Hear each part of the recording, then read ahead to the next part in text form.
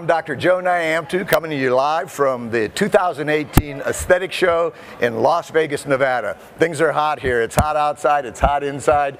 We're sitting here in the hallway and you've got a lot of hustle and bustle. People are taking their noon lunchtime breaks and so much stuff going on.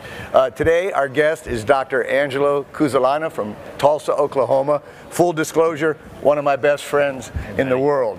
Angelo doesn't do anything small. And he has a 25,000 square foot office in Tulsa. He has an international practice. And so, Angelo, I've been interviewing people all week here. I just do surgery from here to here. Some people just do eyes. Some people just do lips. You do surgery from head to toe, cosmetic surgery. I mean, you do everything from hair to calf implants and everything in between. What's your favorite stuff that you like to do? Man, hey, by the way, it's great to be here. You know, you're known as Joe Talks. You're just so busy. But, you know, I love doing surgery, so I like doing the big surgeries. I think that's what really gets me excited, because I like seeing people have those big dramatic changes where they're just overwhelmed, you know, with the results they get. I still want it natural, of course, but like at this meeting here, I'm lecturing on extreme necks and faces. But some of the other things I like to do is the big body makeovers, where maybe a mommy makeover where they're getting a breast lift and augmentation, tummy tuck and labiaplasty, or the people who've lost a lot of weight and they've lost 200 pounds and they've got extreme skin all over the place. Those patients get these dramatic changes, and you know, it's great to see them have such a nice change and be so happy. You know, so a lot of the people that we talk to here are doing things. This is a multi-specialty meeting, so you have people that are doing things that have very small changes, and those doctors are really thrilled with the small changes. And being a surgeon, Dr. Cuzzolana is looking for those big changes. What do you think is on the rise in the procedures that you do? Where do you see that going contemporarily? Yeah, you know, I gave a lecture one time called "Butts on the Rise," because butts are popular. You know, the Kardashians, everyone else sort of made it that way. But 20 years ago, I did about 2 Brazilian butt lifts a year. Last year, I did 114. 114. So, wow. Incredible number of butts. It's just popular right now. Who knows what it's going to be like in 2 or 3 years? But right now, butts, fat grafting, butt implants, that's popular. What is that demographic age-wise? It's usually the younger patients, 20 to 40, somewhere in that range. And there's a big difference between a Hispanic patient, black patient, and Caucasian patients, how they want their butts. So you have to know what they like in a butt, because if you put a white butt on a Hispanic patient, they may be unhappy with it. One of the things we talked about a lot with all the doctors here is the power of social media. And well, look at the superstars we have in the audience here. Huh? This is like walking on the set of a movie that's going on. This is like when Jesus appeared. You know what I mean?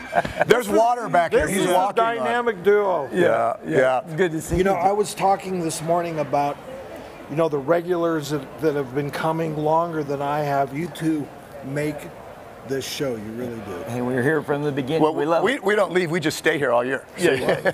I learned from these guys. It is Vegas. Sorry the interruption. Yeah. You're my hero, brother. You are my hero. Alrighty. So, wow, you don't see superstars from Beverly Hills pop on the set every day.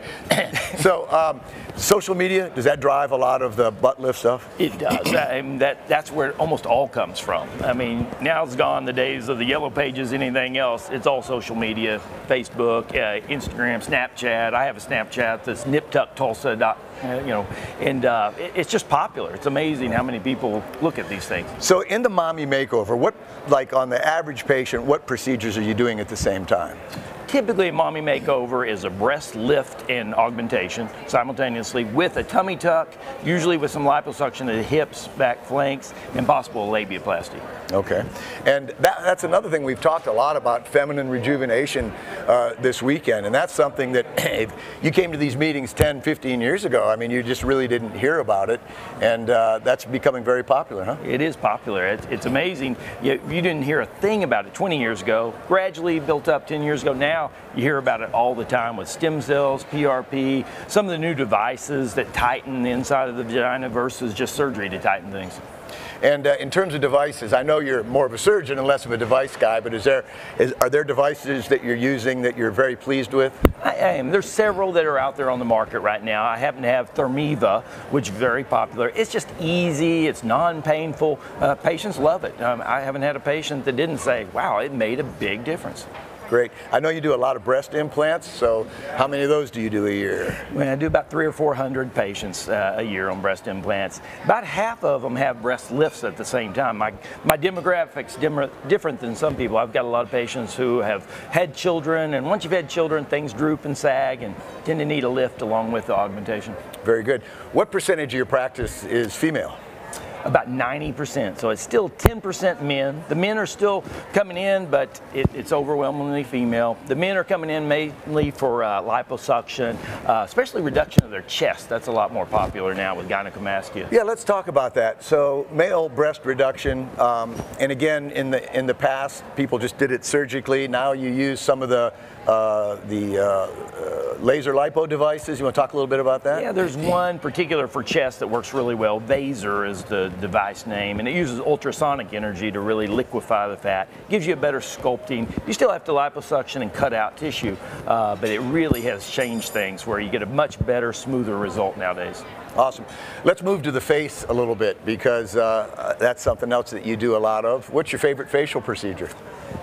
Probably rhinoplasty. Doing the nose, it's one of the more challenging things, and it's right there in the middle of your face, so you got to get it right.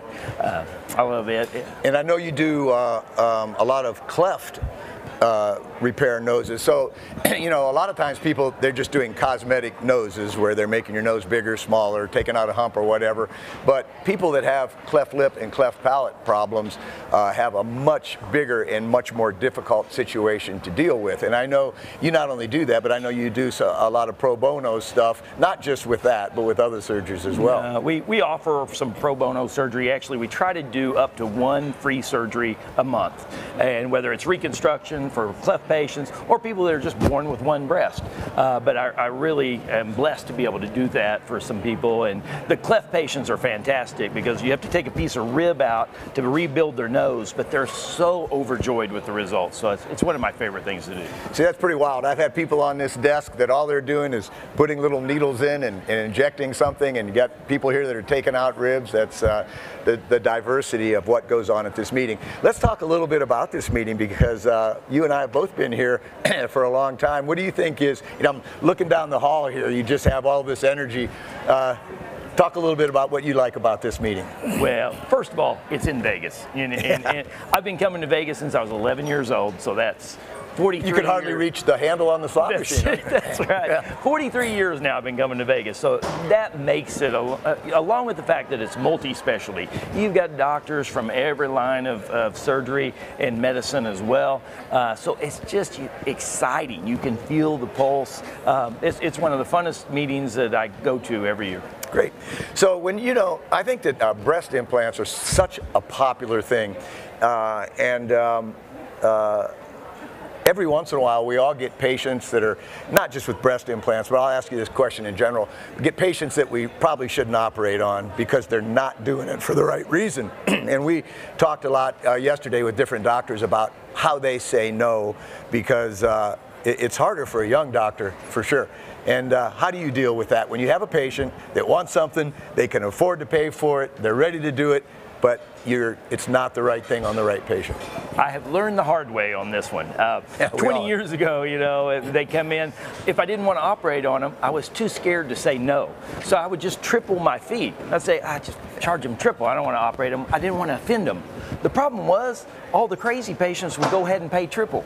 You know, so finally you just have to say, look, I'm not the doctor for you. I really don't think this is going to benefit you, and it may actually cause problems. And you learn that sometimes the hard way, but certainly it's just being in practice for a long period of time to pick up on those patients that potentially are problem patients. Great. So we only have about a half minute left, Angelo. What talks are you giving at this meeting? This one's on extreme face and neck surgery. So the patient that has these huge necks and difficult jowls, talking on it. Okay, very good. And actually we do have a little bit more time here. So tell us more about that lecture. So this lecture is for the sort of the classic patient that may not show up at a surgeon's office because they feel like they're just too bad.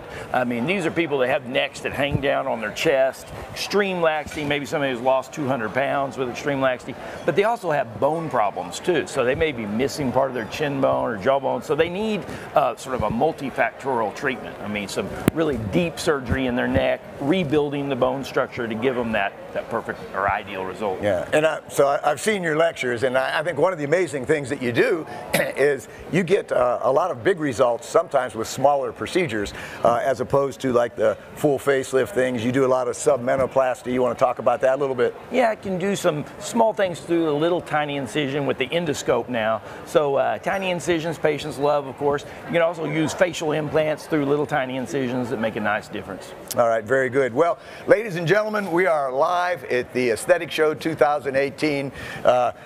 Great doctor, great friend, Angelo Cuzzolina from Tulsa, Oklahoma, does full body cosmetic surgery. And Angelo, it's been great to have you on the set. Joe, it's always a pleasure. Look forward to seeing you out and about. All right, thank you. All right, and so we've got our next guest, and we're going to bring in Dr. Zayn Obagi. Now, this is quite a treat for me. And you know, ladies and gentlemen, there are some people that they only need a first name. You have Madonna, you have Sting, you have Cher, and they are so famous that you only need a first name. And there is only one Zayn. Good to see you, my friend. And you know, just I saw walking around Vegas, I saw that the Gypsy Kings are going to be appearing in Vegas. And I went to a party at his house after one of his courses, and who was playing at his party in his front yard? The Gypsy Kings. So you remember that? Yes, I do. Fantastic. Zayn, you have done it all. I mean, you are one of these people that literally has really done it all, and you've pioneered so many things in skincare and in chemical peels. So what I want to do first is just talk a little bit about how you got started in all of this, because it's a pretty interesting story. You know, after dermatology residency, when we opened my private practice, it was frustrating. We don't have standards to follow in treatment, and we have to really individually select and choose between various products we recommend by prescription through the pharmacy. Some people responded well, some people did not respond that well, some people the treatment failed. And that brings question to your mind. I am using the same ingredient on everybody. Why the results are just different?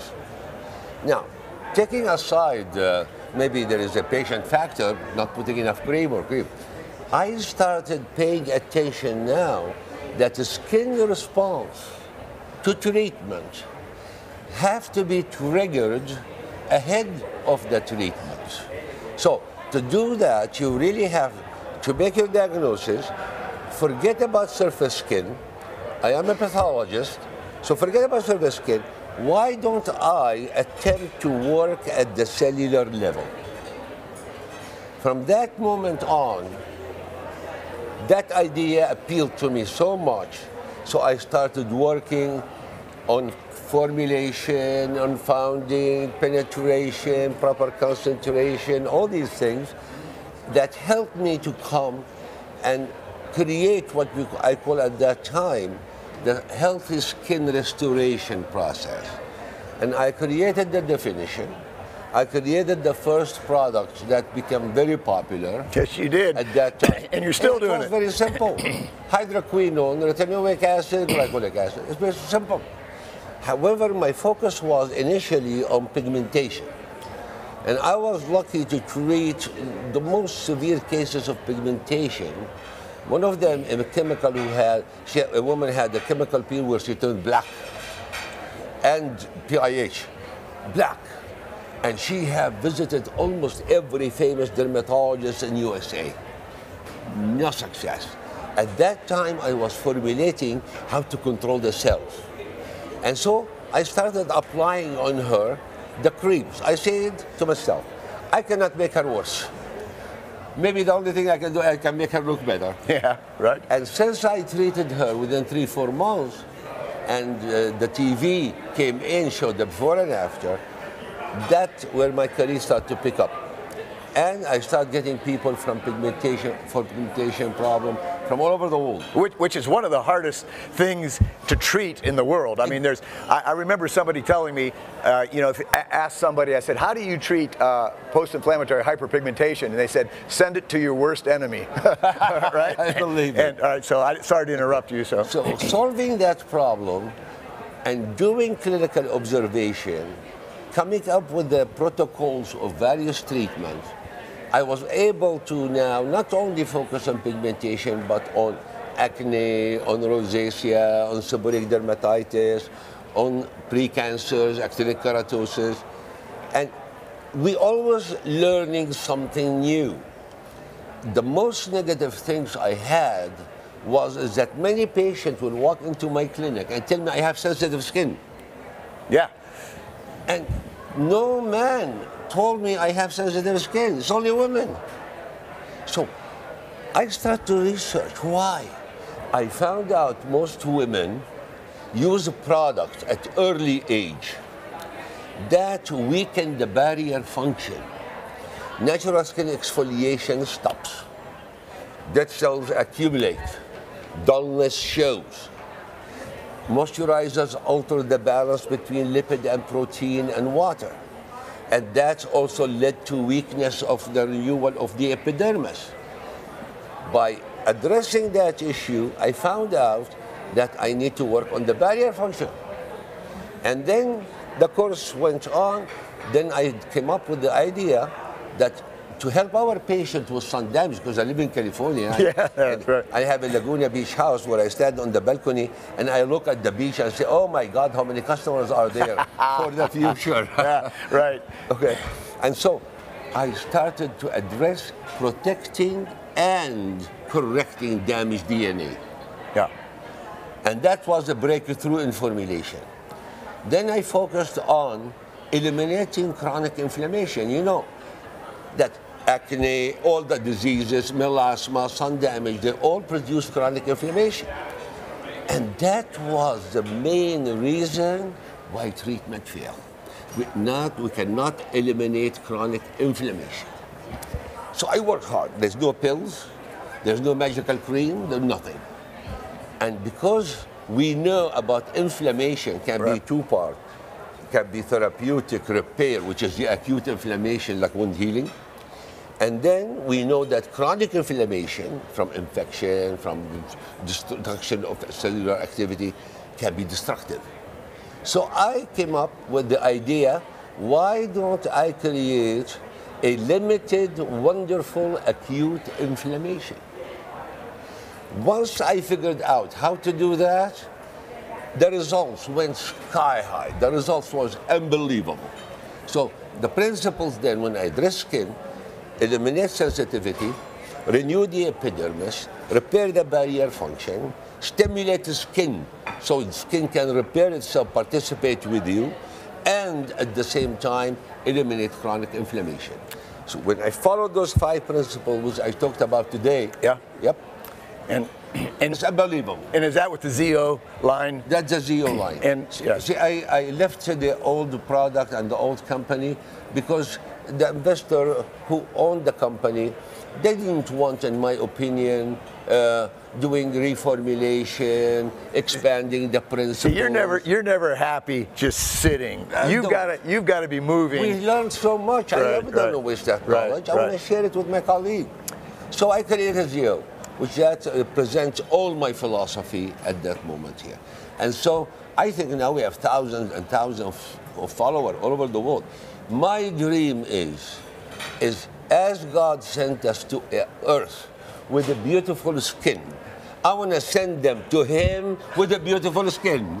You want to send them back looking young, right? Looking young. Well, I'll tell you, you have great skin, so that's, you have... At age 75. 75, wow, you've really done it. Well, you know, everything I've learned about skincare and chemical peeling is from you or your daughter, Susan Obagi, who's a good friend of mine.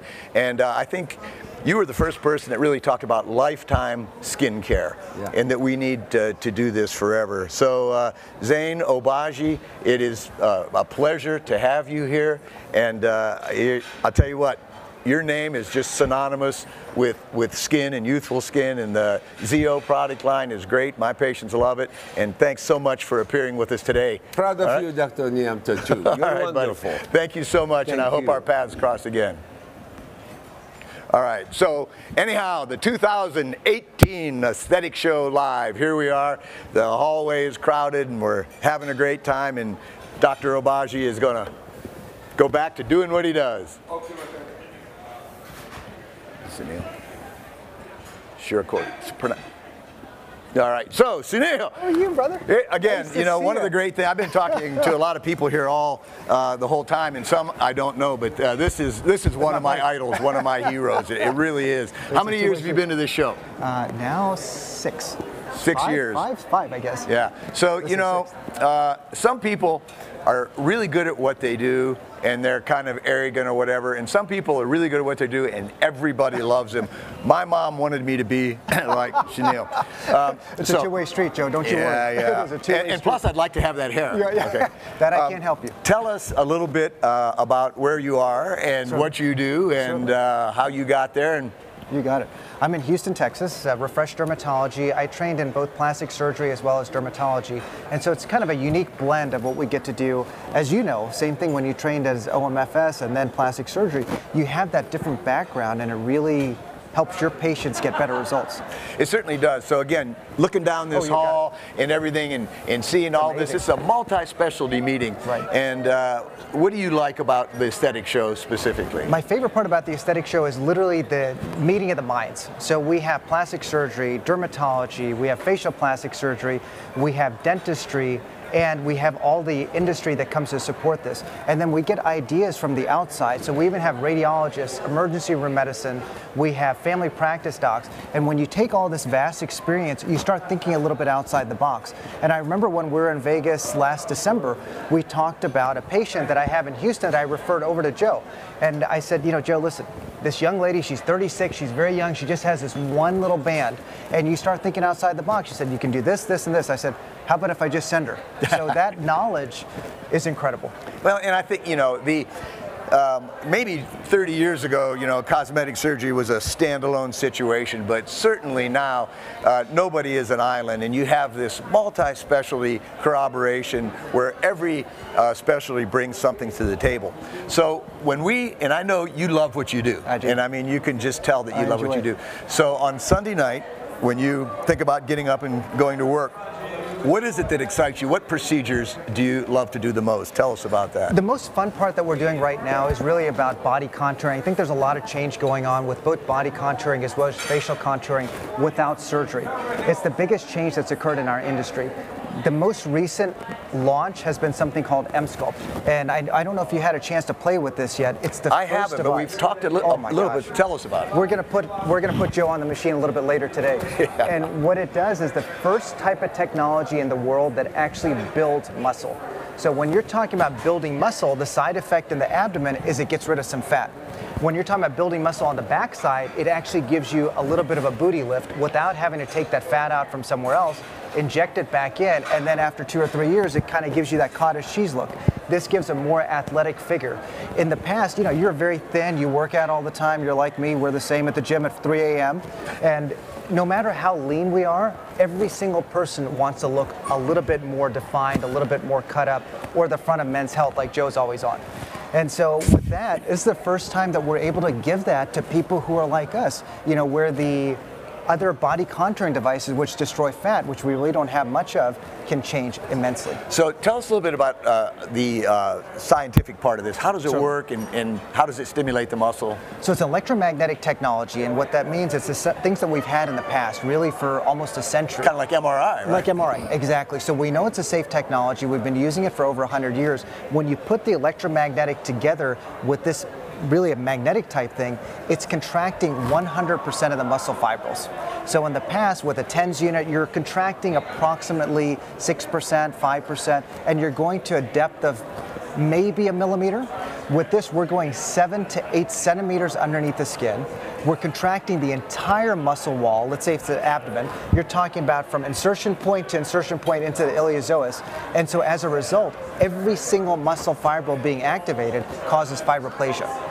So when you go to the gym and you're on the ball and you're working your abs, and the next day they're so sore, do you see that type of soreness with with this? You do, but it's a different type of soreness because you have this. You don't have the lactic acid buildup. You're actually increasing the blood flow that's coming through there, and they have 3 different pulse durations. One is a shorter pulse where it's contracting short.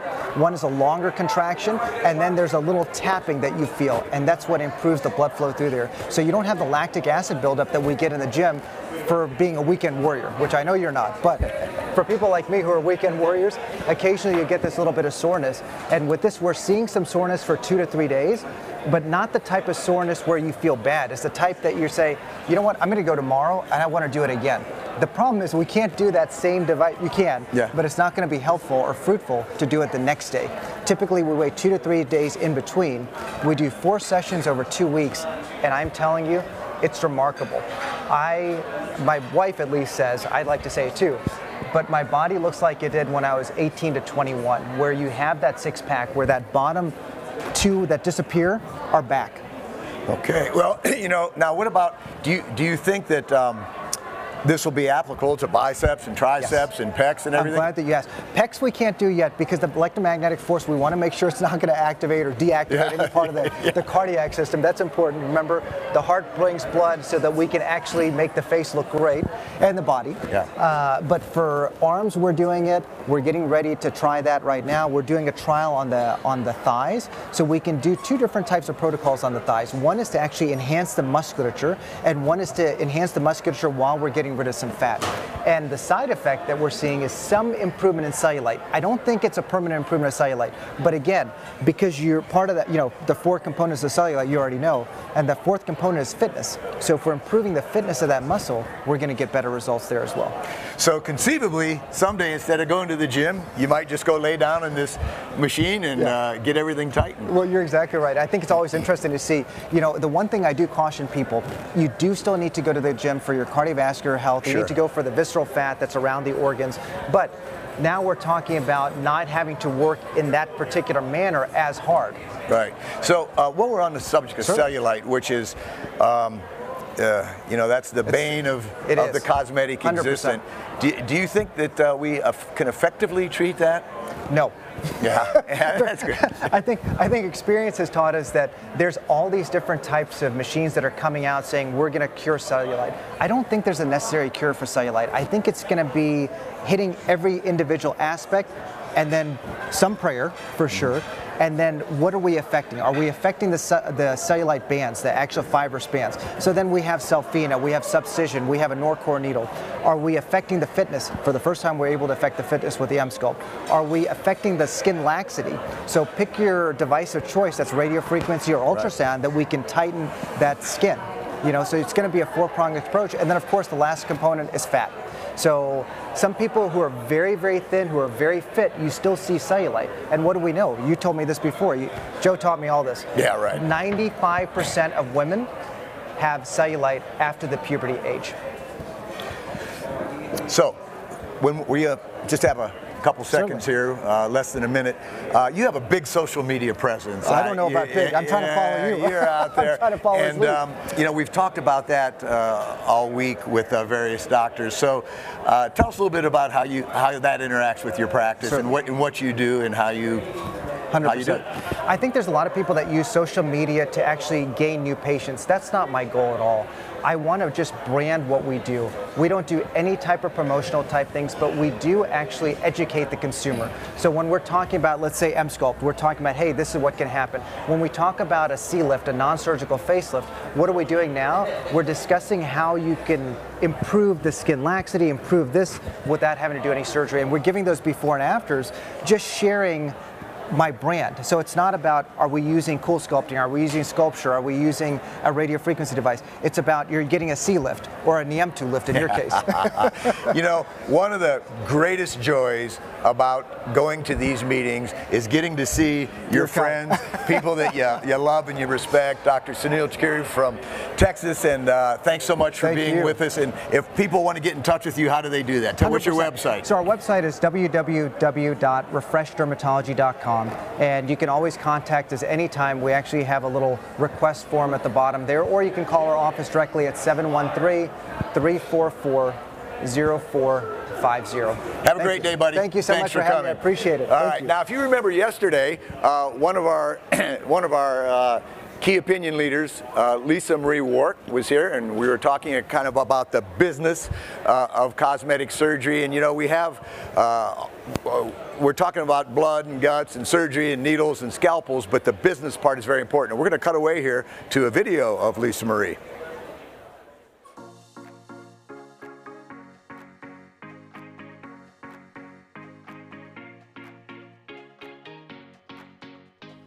Good afternoon, Las Vegas. I'm Dr. Joe Nyamtu, coming to you live from the 2018 Aesthetic Show, and we are live. We're right here in the hallway, and if you look down the hall, you've got people walking into lectures, you've got people getting back from lunch, you've got people going to the pool.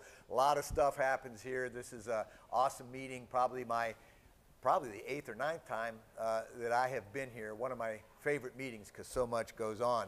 Now, if you've been following us here for last couple days, we've talked to a lot of different people, and today we're talking to Lisa Marie Wark. Hi, Dr. Joe. Now, Lisa Marie from Las Vegas, thank you very much. That's right. And you know, we've been talking to mostly doctors, and Lisa, you are an MBA. Correct. And do some interesting things.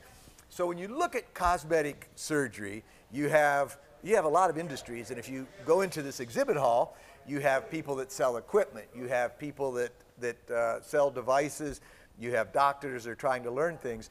But so much of this has to do with employees, marketing, the business side of this, and that's what you do. So tell us a little bit about who you are and your training and what exactly you do. Well, I have a master's. Take a couple minutes. Well, thank you, Dr. Joe. I was all excited. I was ready.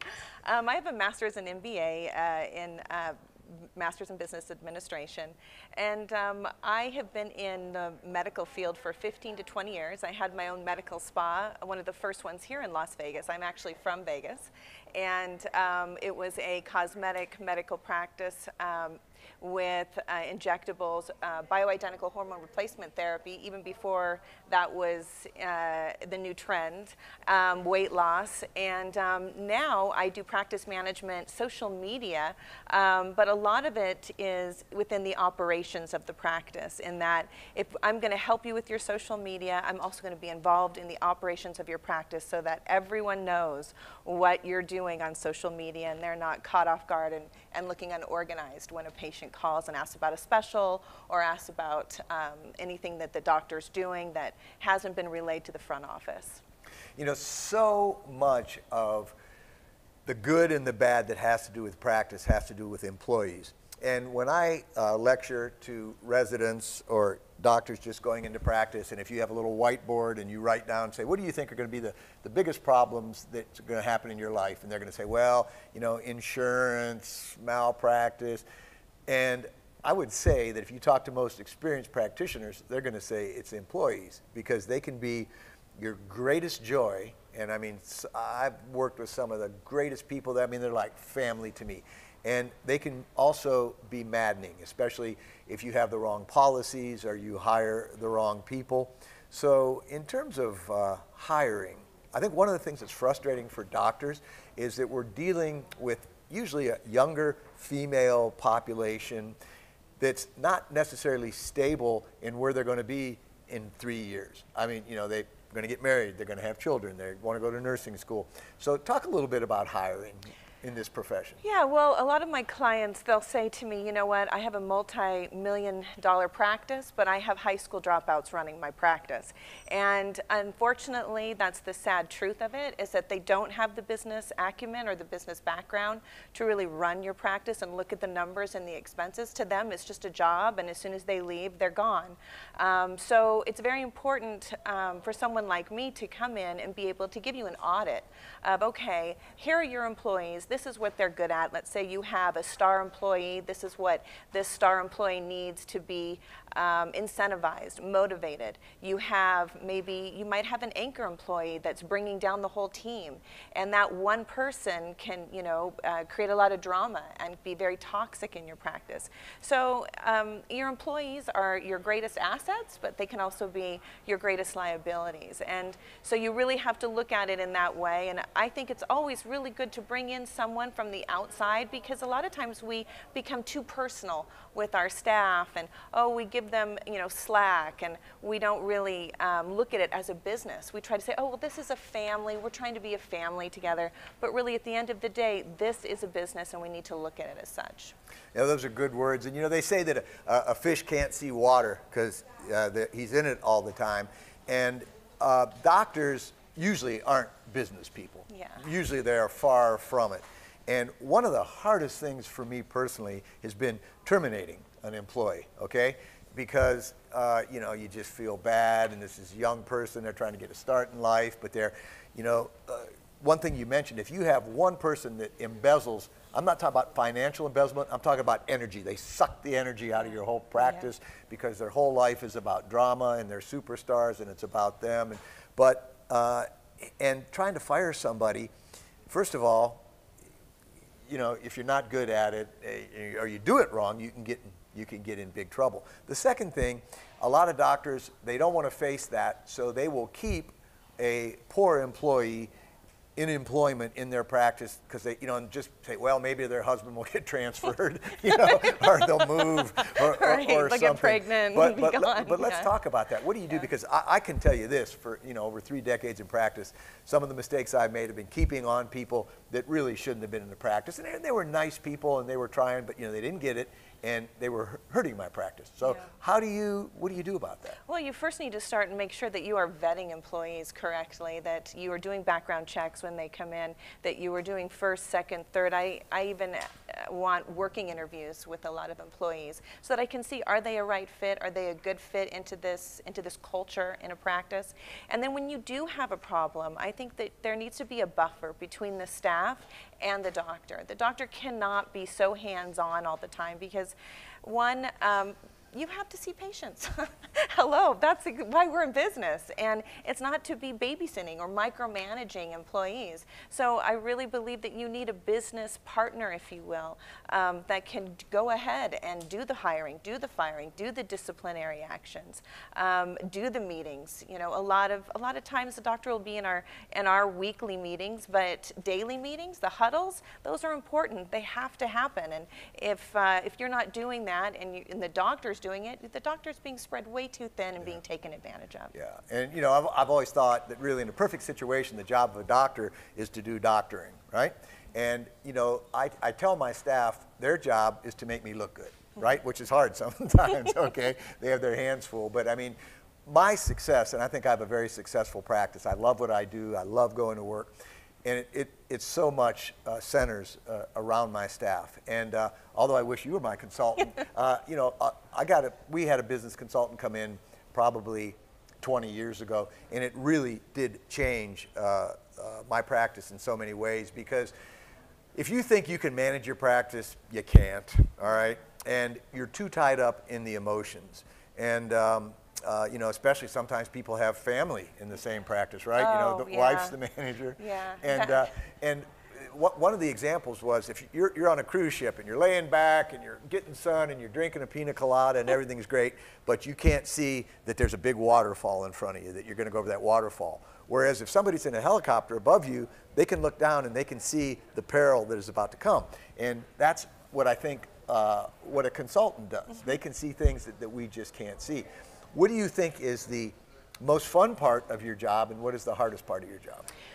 Well, the fun part of my job is really, inspiring and motivating a team and building a team that's effective and where we have systems and procedures in place for every point of contact with the patient. That's huge. I mean, the fact that we know exactly when we get an inquiry in, we have a policy of exactly what happens with that email, how we respond to it, from when the patient comes into the lobby, how we respond to the patient in the lobby. So that to me gives me the best, it's the highest reward. The hardest part of my job is putting in those policies and making everyone stick to the policy and basically being the police of the policy, so that so you don't have the drama, so you don't have to fire and get emotional about who you're hiring and firing, so that there's a policy in so we place. talked a little bit about the toxic employee, right?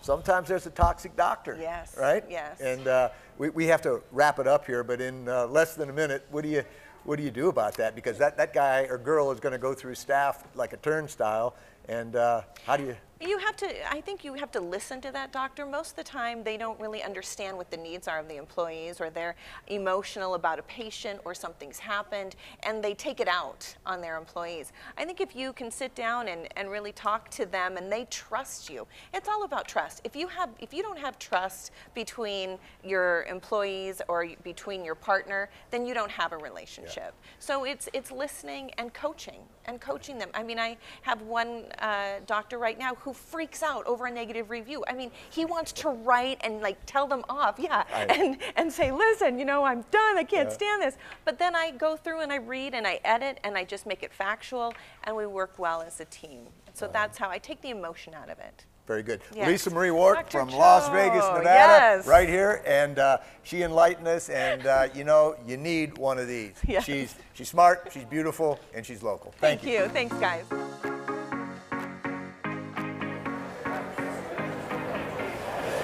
Good afternoon. I'm Dr. Joe Nyamtu, and we're coming to you live from the Aesthetic Show 2018 in Las Vegas, Nevada. About 105 degrees outside, and this is such an exciting show. I'm looking down the hallway here. We've got people gathered all around. We've got the exhibits going on. We have rooms where people are talking about practice management, about fillers, about body contouring, about facial surgery. It's amazing. Now, one of the great things about being at this show is having some lifetime friends, because I've been coming to this show for a long time. And from Las Vegas, Nevada, hometown boy, or at least practicing here, Dr. Ed Zimmerman. Now, Ed's a pretty special guy because somehow any new thing that's happening, he's kind of already doing it. I've never met anybody, and I know thousands of cosmetic doctors all around the world. I've never met anybody that is so ahead of the curve on new technology. So Ed, you've been coming to this show how long? Probably since you have. Yeah, probably. So, what do you like about Joe it? is a fixture here. We couldn't do this without him. He is an amazing educator. Oh, man. So what do you like about this show? Why is it different? We both go to a lot of meetings all over the world. Why is this show fun? But this is where we get to meet in the hallways and learn as much from each other in the hallways as we do in the classrooms. We get direct access to industry and to the people who are actually making the machines that we use in our offices and getting the input to change it, to improve it, and to have them give us what we need to take better care of our patients. Very good. So if you go to Ed's office, it's pretty amazing because he has all the toys. He has things that I don't think that other people can even buy yet. So when we're talking about technology, tell us some things that are exciting you right now that are out there that are new. So I think the paradigm changing technologies that have come into our world lately, there's several.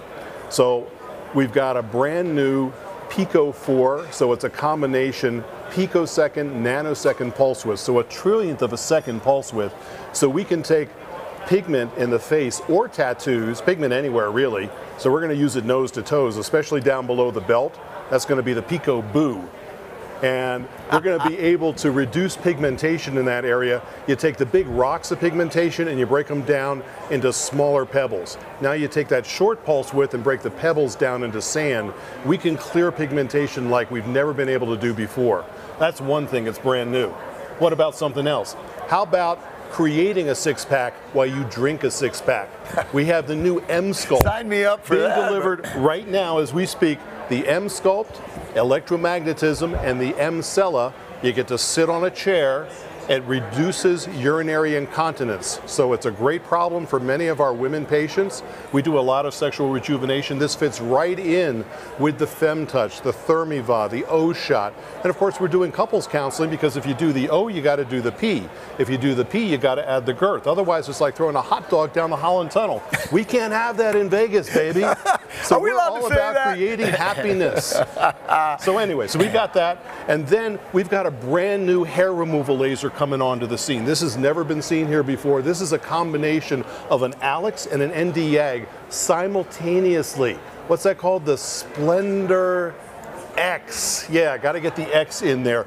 This is brand new. It's not even out on the floor yet, and it's coming to visit my office on Sunday. So if you need some hair removal, Joe, we got you covered. If you turn it on reverse, it'll put it back. We can do that. Yeah. And So, our test is here too. with the hair removal, Ed, is it still a situation where it's pretty much dark hair on light-skinned patients? Well, the whole beauty of having this Alex is we can go to the lighter haired, and with the ND-YAG, we can go to the dark hair on the dark-skinned patient, and we don't burn them. We just clean them up. Very good. So you do a lot of fillers. We do. And what's your favorite area to inject with fillers? Well, you know, we do nose to toes. Yeah. So, you know, if we're doing a guy and we're doing this head up here and that head down there, we call that a double header. But with women... Yes. Welcome to the X-rated version of the 2018 Aesthetic show here. No. This is... It's Vegas, baby. It's Vegas, baby. So with guys, we have a double header. With women, we have a trifecta. So we throw some PRP in, and we can curve out the cleavage.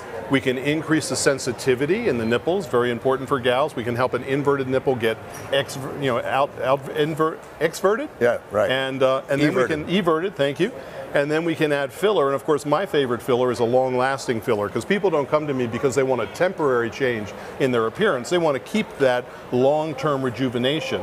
And so we use a lot of polymethyl methacrylate, or Bellafill. Now, should we talk about off-label stuff or not? Yeah, you could talk. This is a show. We're talking about what is going on in the field of cosmetic surgery, and I think that's appropriate. Sure. Okay, so I'm going to share something with you because this is hot off the press, and it's only happening in Vegas as far as I know. Now, everybody has used 10 or 20 or 30 vials of Sculptra, an activator, mixed up in a liter of saline or so, taking it into their OR, giving someone a little Pronox to breathe, and then blended it and pumped it into the tush. We have an instant Brazilian tush by blending that in, by tumescing that in. Well, that's Sculptra. What else can we use? How about another long-term combination activator and filler? We can use, yes we can, calcium hydroxylapatite. Really? We can make a Radiesse tush. So we can do that in a very similar fashion, perhaps a little more economical, but that gives a fill as well as an activator. But the newest thing, what's the newest thing? Come on, what is it, bro? Okay, it's the Bellafill butt. So we're going to be able to take 10 and 20 syringes of Bellafill, suspend it into that liter solution with a little bit of lidocaine to make it extra comfy. They'll lay down on the table, we'll fill them up, they'll have a long-term activator that's going to spread through the tush, much like iced tea mix in a bucket of water, and we'll get elevation. Then we'll put them on the M-Sculpt, and we'll get lift of the gluteal muscle together. So we're going to bundle that together, and that's going to be our Bella butt. Right here in Vegas, and you heard it first. What do you think of that, Joe? I think, as usual, you are on the cutting edge, and it would be exciting to be at your office. So when you go to work, you know, I think that inspired people inspire other people, and there's so many people here, probably everybody that I've interviewed, the reason we're interviewing them is because they're inspired. But when you go to bed on Sunday night, you're probably like me, you're excited to go to work on Monday morning. And, I can't wait to get up. And what is it that excites you? I mean, the patient interaction, seeing the before and after results. I mean, what is it that makes Ed Zimmerman smile? I think it's all that. And, you know, in particular, I'm blessed to have a community that's outside of the United States as well as within the U.S. So I get to work with the Brain Trust, you know, the leaders in thought, not only in the United States, but outside because of some of the work I do with the American Board of Laser Surgery. So I've been into offices all over the world via Skype and I see what's working outside of our country that's coming into our country, and kind of get to handpick some of that stuff as it comes in. So like you say, sometimes I have a little bit of advance warning on that technology before it comes in, and I can bring it in and find stuff that makes it work together. We MacGyver it. That's what you and I do. Well, you know, you're one of these guys that if people ask, say, when do you sleep? I'll sleep when I die. That's an option. That's right. There's too much stuff to go on. All right, very good. Well, and being in Las Vegas, I mean, you know, I've been talking to some people that are in very rural areas where cosmetic surgery, you know, you really got to pry it out. But I guess in Vegas, it's just it's like eating breakfast, right? Yep. It's a 5 meal a day fire hose. This is what we do. People want to look good. They want to feel good. We've got to have them everything together. So we offer hormone manipulation, we offer all the inside and outside stuff, and we care about them, you know, bottom line. Right. They're part of the family once they come to work with us. Well, Ed, you know, you're one of the reasons that I love coming to this show, and the funny thing is every time I see you, it's in another city or sometimes a different continent. Thank you so much for your contributions. Real quick, if people want to get in touch with Ed Zimmerman, how do they do that? Thanks, Jumpin' Joe. So, Las Vegas Laser and Lipo, ZimmermanMD.com. 702-360-6686. Thank you so much, buddy, and you can exit out there. And I'm Dr. Joe, and I am too, live at the Aesthetic Show, and we're having a blast here, looking around the audience and looking at all this energy. And so we are going to, our next guests are going to be Gabe Zingaretti and Ryan Rhodes, right? Come on up here, guys. Good to see you, Dr. Joe. Good to see you, buddy. How's it going? Good to see you. I like that outfit, man. I know. Thank you. Thank you. Yeah, I'm going to be in trouble today. My wife's going to be mad because I didn't wear a tie. But so, you guys got in town when? We got in town. I got in town. Was it yesterday? Or I'm sorry, day before yesterday, July 4th. And where are you based? San Francisco Bay Area. All right. And how about you? I'm based in San Jose as well, Bay Area, and I got here yesterday. So I enjoy my 4th of July. Very good. So, have you been to the Aesthetic Show before? I have not. Okay. Neither did I. It's my first time. We got aesthetic virgins here today. Well, so I want to ask you a question to start out with. What do you think about all this energy? I mean, you go to a lot of meetings, right? You guys do. So what do you think about this meeting, and give us your thoughts? Well, day one kind of in full swing. I've seen a lot of interesting people, a lot of interesting technology in the world of aesthetics. A lot of good energy amongst the attendees. It seems to be a great meeting. Yeah, I think one of the biggest factors here is the multi-specialty portion of this meeting. I mean, you literally look at this crowded hallway, and you have doctors, you have nurses, you have assistants, you have people that came here to learn about the business of aesthetic surgery. You had people that came here to learn about the actual surgery or the products. So let's cut right to the chase. Which one of you guys is going to tell us about the robotics, restoration robotics, and what it is, what you do? Lay it on us. Well, let Gabe talk about that real quickly. Gabe is our COO, and he's been with the company quite a while and been very instrumental in the development of the platform that we offer today. Gabe, why don't you answer that question? Yeah, thank you, Ryan. So the ARTAS robotic system is a robotic system for hair restoration. It provides a lot of capabilities with the latest ARTAS IX. It can do harvesting, it can do recipient set making, and it also can implant the grafts. It can actually move the graft into the skin and implant them with the right density and angles. You know, I obviously don't do much with hair restoration, but I've watched videos of your system. The technology is phenomenal. And, how does it know how to do that? How did you guys develop this where it could go to a certain area and do something and go to it's really amazing. I mean, it's like the space shuttle. It is. It's a lot of long nights. But what the system does is when it harvests, it can identify the healthy hair, and he harvests them one at a time. He can identify the F2 grafts, the F3 grafts, the thick grafts, the thin grafts, and then he leaves a uniform pattern so it doesn't look like you ever had a hair transplant. And then today, ARTAS IX, as it implants grafts, it does the same thing. It finds the right areas to implant the grafts with the right density, and it deposits them with basically no damage. That's interesting. How does a doctor get training to use this system? So we, as a company, we feel that our kind of strength, our 4 pillars are, we provide the world's most advanced technology to perform hair restoration procedures. We incorporate robotics, machine vision, machine learning, AI, things you hear about a lot. But it doesn't stop there. We provide marketing support and we provide world-class training. So we have a whole team that comes into the practice upon acquiring our technology, and we help the physicians, whether it's setting up education peer-to-peer or helping them individually and their techs onboarding in this process. So it is a comprehensive training program that we offer, and it's one of our key pillars as a company. It's so interesting when you look at the kind of the history of hair restoration. Started off pretty brutal, and then it got the little round plugs, and I mean the whole paradigm has changed. So let's talk a little bit. I don't know if Gabe and I would be the best patients for this technology, but Joe, it's never too late. Okay. Who are the optimum patients for the robotic technology? I mean, anyone who has some level of hair loss should be evaluated, obviously, by their physician. But patients can start losing their hair, obviously, in their 20s, so mid to late 20s, but all the way up into later in life. I mean, I had a hair transplant myself at age 54. So well, it's a good one, because I wouldn't have known that. Well, thank you. And of course, I had it done with our technology. So there is a large patient market out there.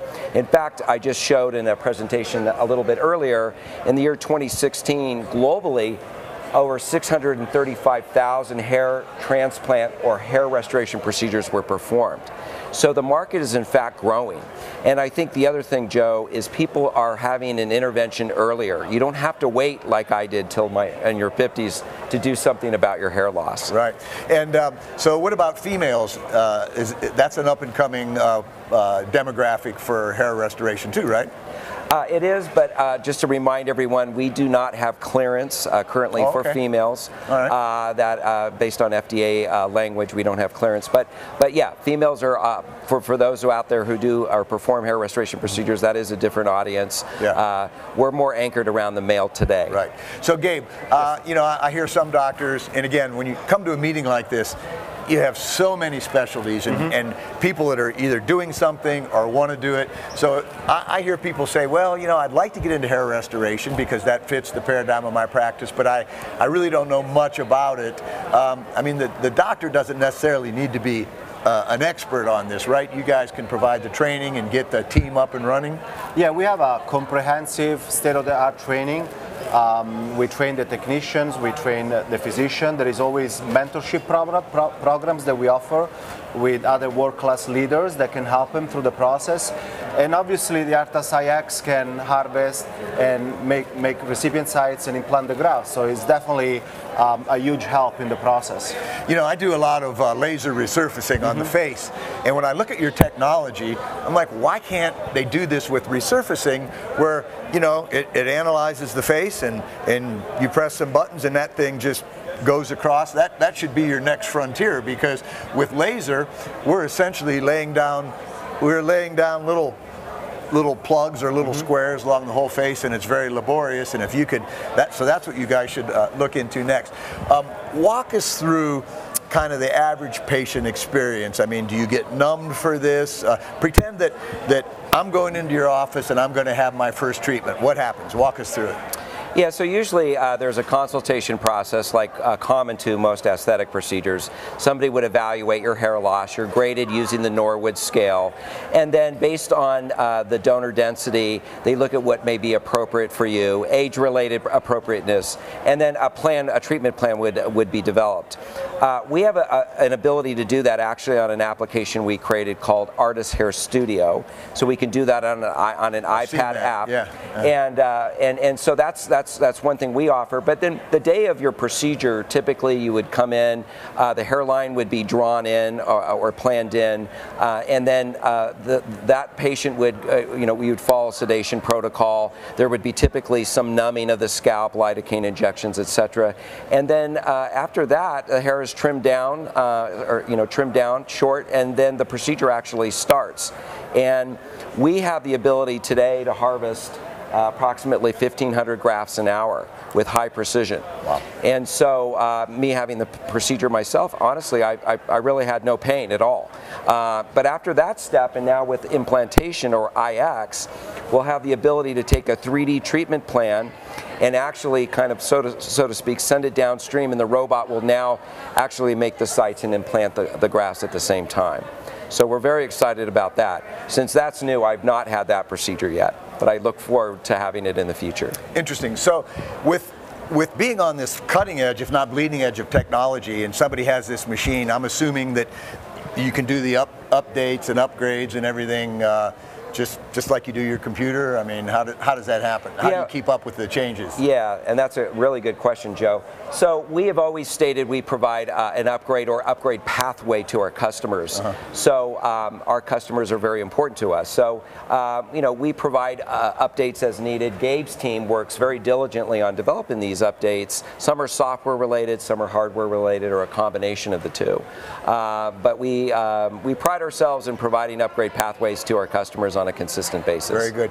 Well, this has been very interesting, and again, you know, we're talking about robotics and eliminating some of the human element and getting this space age technology, kind of like the space shuttle. And when I watch these videos, it's amazing. And thank you guys for coming by. Thank you very much. And Ryan, and we'll look forward to seeing you there. Fantastic. Out into the thing. And if somebody wants to get in touch with your company, how do they do that? They can reach online. We're at www.restorationrobotics.com or www.artishair.com. All right, guys, thank you very much. Thank you. Appreciate it. Good having you here. And I'm Dr. Joe Nyamtu, live at the 2018 Aesthetic Show in Las Vegas, Nevada. God, this is fun. And I'm looking around all these people here, and you know what you see when you look down these hallways? You see smiles, all right, because everybody's happy.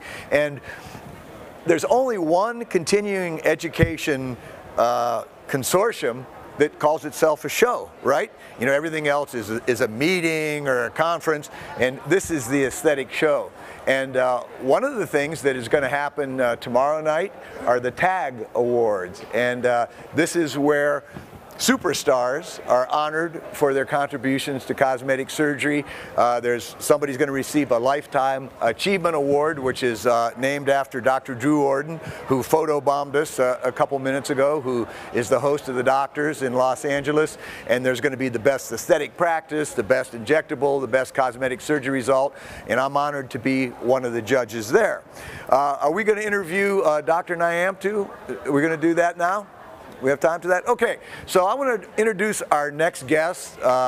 Very, very handsome, important person in the world of cosmetic surgery.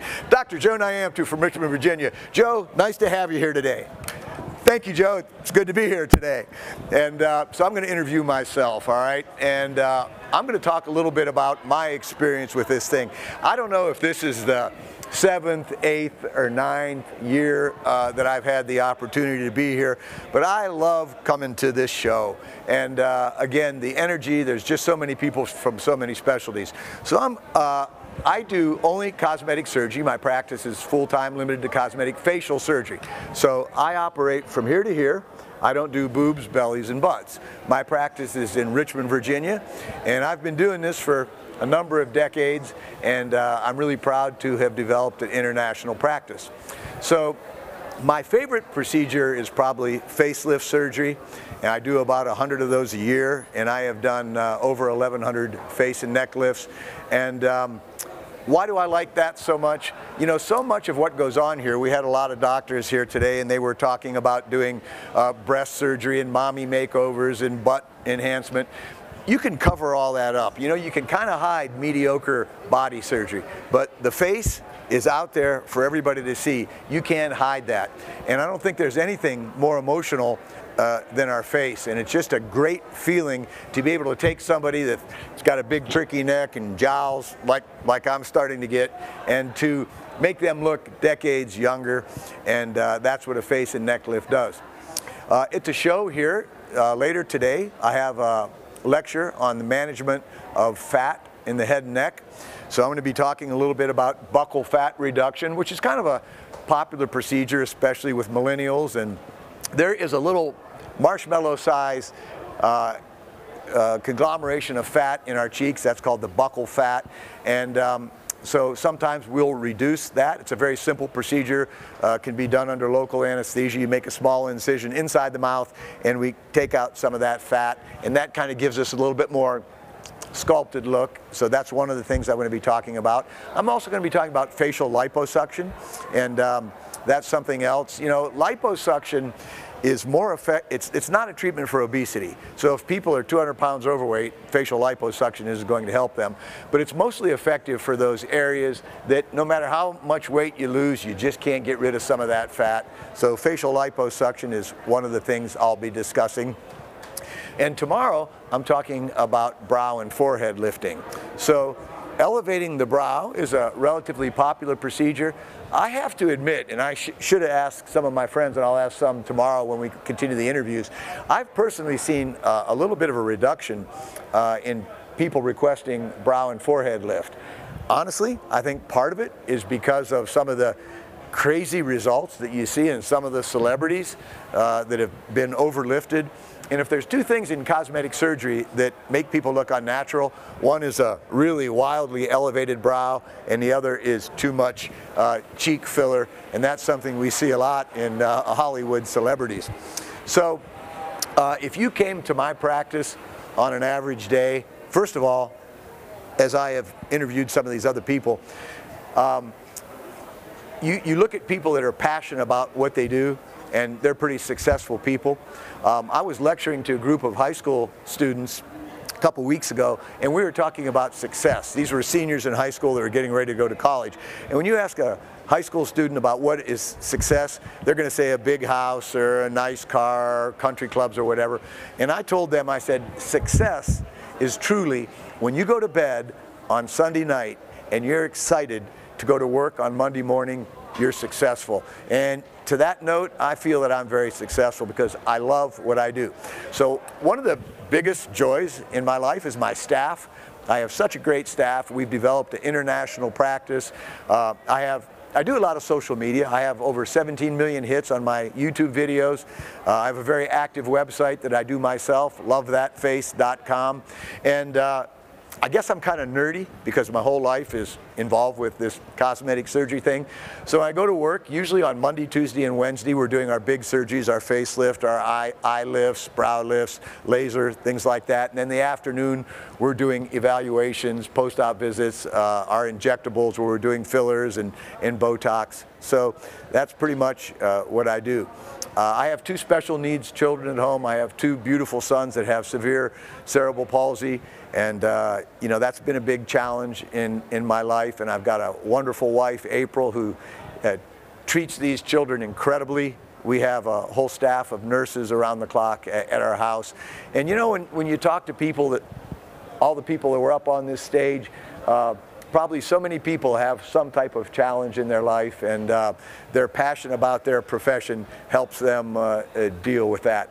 So I look around here, the 2018 Aesthetic show, I just see hundreds or probably more than 1,000 people milling around here going down this hallway, and what a great experience. And I have been honored to sit up at this desk and interview some of the most famous cosmetic people in the country.